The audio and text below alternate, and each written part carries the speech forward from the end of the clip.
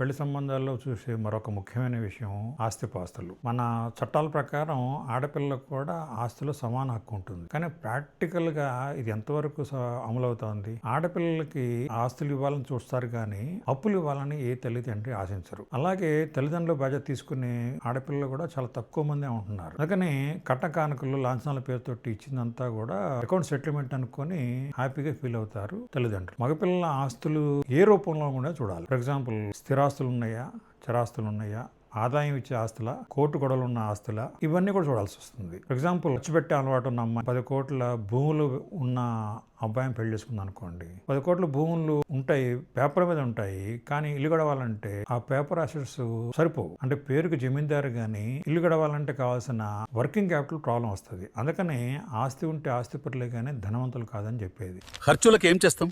మనకి క్యాష్ కావాలి, కేవలం భూమి పత్రాలు కాదు. అంటే ఆదాయం ఇచ్చే ఆస్తి ఉన్న వాళ్ళు ధైర్యంగా బతకగలరు.